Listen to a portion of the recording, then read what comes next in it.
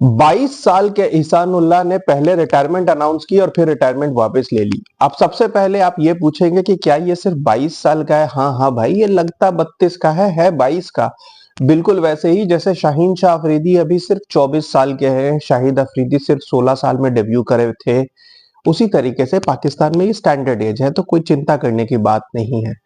तो इस 32 साल के लगने वाले 22 साल के फास्ट बॉलर ने पहले रिटायरमेंट अनाउंस की और फिर कहा कि मैं जज्बाती हो गया था। मैंने कुछ दिनों पहले एक और वीडियो बनाया था जिसमें मैंने आपको बताया था कि ये एक नौवे फेल आदमी है, बेवकूफी की बातें करता है। उस वक्त भी एक इंटरव्यू में इसने आके इसी तरीके की उल जलूल बातें की थी, लेकिन पाकिस्तान की मीडिया उसको हेडलाइन बनाकर ऐसे दिखा रही थी जैसे किसी बहुत इंटेलिजेंट आदमी ने कोई बात की थी। और इसने बात भी की थी बिल्कुल बेवकूफी की कि नसीम शाह से बढ़ के कोई बॉलर नहीं है और जसप्रीत बुमराह से बहुत बड़ा बॉलर है। और पाकिस्तान मीडिया बहुत खुश हो गया था कि यार एहसानुल्लाह ने ऐसा बोल दिया। ठीक है भाई, अभी दिख ही गया है पिछले 6 महीने में कि क्या चल रहा है हिसाब किताब नसीम शाह का और बुमराह का।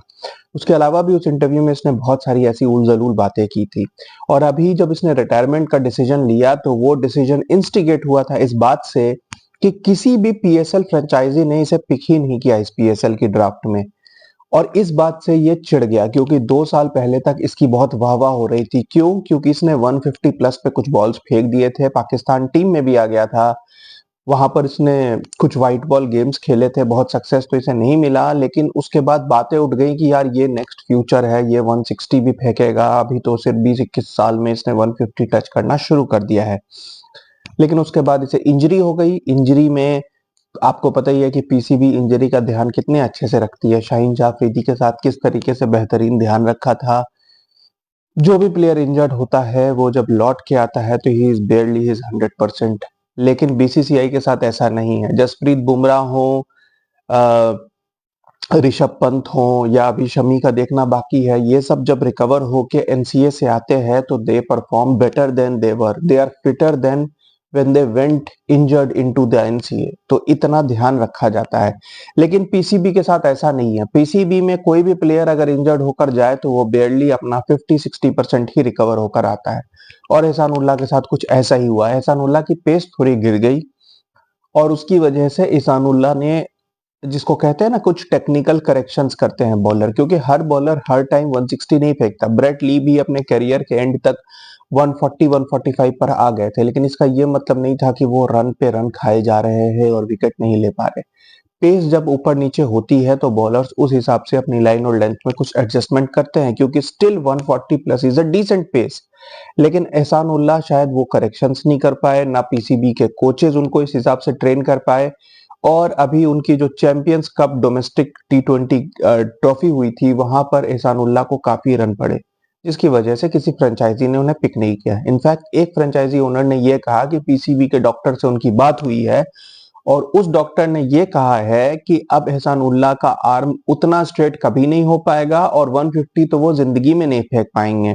ये जो 140 वो फेंक रहे हैं यही उनकी बेस्ट है और इस वजह से उन्हें पिक नहीं किया गया। अब यहाँ पर ये कितनी स्टुपिडिटी की बात है आप ये सोचिए। अगर वो 150 प्लस फेंक के अगर अपने 4 ओवर में 50 रन देता है तो उस 150 प्लस का क्या करना है? कोई बोनस पॉइंट्स तो नहीं मिलते 150 प्लस फेंकने से। जो भी आपके बॉलर्स बढ़िया परफॉर्मेंस दे रहे हैं, जरूरी नहीं 150 प्लस बॉलर्स हैं ही कितने अब इंटरनेशनल क्रिकेट में। अगर 140 प्लस पे भी एहसानुल्लाह बढ़िया बॉलिंग कर सकता है तो ही कुड बी पिक्ड। ना तो ये एडजस्टमेंट एहसानुल्लाह कर रहे हैं, ना कोचेज, और फिर पीएसएल फ्रेंचाइजेस तो ऑफ कोर्स नहीं पिक करेंगे क्योंकि कोई भी अपना पैसा खर्च करके एक्सपेरिमेंट नहीं करेगा। एहसानुल्लाह ने जब पहले रिटायरमेंट अनाउंस की तो उन्होंने कहा कि वो फ्रस्ट्रेट हो गए हैं, वो दुबई जाएंगे, वो लंदन जाएंगे, पीसीबी ने उनका खर्चा नहीं उठाया, अपने खर्चे पे वो गए थे। लेकिन अगले ही दिन उनका स्टेटमेंट आया जिसमें उन्होंने कहा कि पीसीबी ने मेरा बहुत ध्यान रखा है और मैं जज्बाती हो गया था, जज्बाती होकर मैंने फैसला लिया है। ऐसी कोई बात नहीं है, लोगों ने मेरा दिमाग खराब कर दिया था। मैं मेहनत करूंगा, मैं 140 फेंक रहा हूं। मैंने कुछ दिन पहले जोर लगाया था तो 142 चला गया था। मतलब वो इस चीज को एक्सेप्ट नहीं कर रहे कि मैं 140 पे अगर बॉलिंग कर रहा हूं तो मैं इस पर भी अच्छी बॉलिंग कर सकता हूं। उनका कोशिश ये है कि मैं और जोर लगा के 150 तक पहुंचूं। लेकिन 150 तक पहुंच के अगर वो फुल टॉसेस फेंकेंगे, 150 पे पहुंच के अगर वो घटिया बॉलिंग करेंगे, तो उस 150 पेस का करना क्या है, मेरे को ये नहीं समझ में आ रहा कि एहसानुल्लाह बढ़िया बॉलिंग करने, विकेट्स लेने की जगह ध्यान क्यों नहीं दे रहे, वो सिर्फ पेस पर ध्यान क्यों दे रहे हैं, और क्यों पीसीबी की तरफ से भी यही प्रेशर आ रहा है कि 150 फेंकोगे तभी टीम में आओगे। शाहीन अफरीदी तो 150 नहीं फेंक रहे, ना ही नसीम शाह फेंकते हैं। हारिस राउफ एक ऐसे बॉलर है जो once in a while 150 touch कर लेते हैं, या 145 प्लस उनकी स्पीड रेगुलरली रहती है। लेकिन ऐसा बिल्कुल नहीं है कि 150 plus is a mandatory to get selected in the team. तो जो भी बातें हो रही हैं, जो भी ये रिकवरी हो रही है, ये आउटराइट स्टूपिड बातें हैं।